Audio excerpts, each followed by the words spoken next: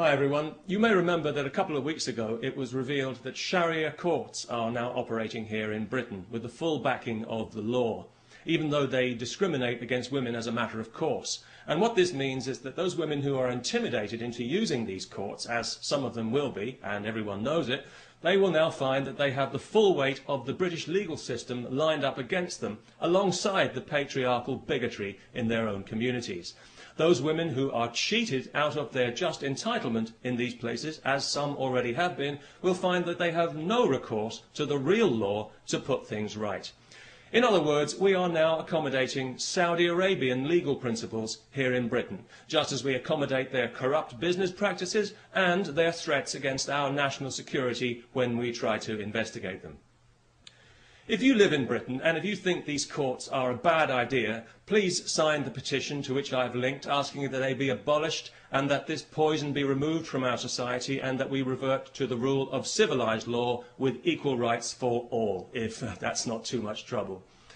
You know, over the last 11 years of this Labour government that we've had in Britain, the British people have seen their society subjected to social engineering on a massive scale by a misguided and arrogant liberal elite who, in their eagerness to fragment the fabric of our society, have actually succeeded in giving civilised values a bad name. Tolerance and diversity are good things on paper. I'm sure we'd all vote for tolerance and diversity, but in practice they become a nightmare of doublethink and lies, where the most unreasonable people in society are encouraged at every turn to be even more unreasonable.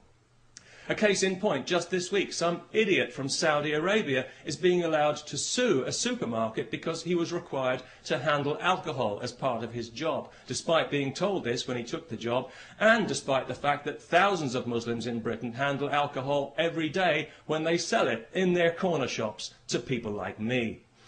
I do find it quite ironic that Islam forbids intoxication when you consider how many Muslims are seemingly so intoxicated by their religion, especially in Saudi Arabia. So it was no surprise to me to hear that this idiot was from Saudi Arabia, because I think we all know that that entire country is mentally ill. The Saudis would have us believe that theirs is the purest form of Islam. Well, I don't know about that, but it's certainly the nuttiest form. It's barking mad, if you'll pardon the canine metaphor, and it's pig ignorant, even if you won't. It's got to be just about the nastiest belief system on this faith-obsessed planet, and it's a cowardly one as well, enforced by cowardly men who are afraid of women and whose only language is ultimately violence. They're absolutely pathetic, and history is already laughing at them. If the term human rights means anything in this world, then one day the Saudis will pay out as much in compensation for their abuse of women as the Catholic Church has for its abuse of children. And I'll certainly drink to that. Because I was out earlier today, coincidentally, buying some beer, not because I enjoy beer particularly, but because I know it offends Islam. Although it didn't seem to bother the Muslim shopkeeper I bought it from, maybe he was just being polite. Anyway, as I was leaving the shop with my beer, two women happened to walk past wearing burqas.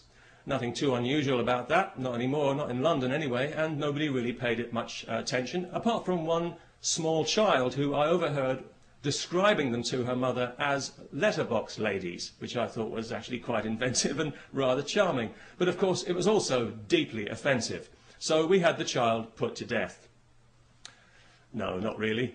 But it was lucky that neither of the women actually heard the offensive and insulting remark, because obviously each of them had her head encased in a cloth sack. So that was good, because it meant that the police didn't have to be called, no human rights people needed to get involved, and nobody required any financial compensation for hurt feelings, which I thought made a very pleasant change indeed. And of course, as a result, we didn't have to listen to any propaganda sound bites from some Islamist Saudi shill at the Muslim Council of Britain. So all in all, it worked out for the best. And it just goes to show that these things don't always have to end in tears.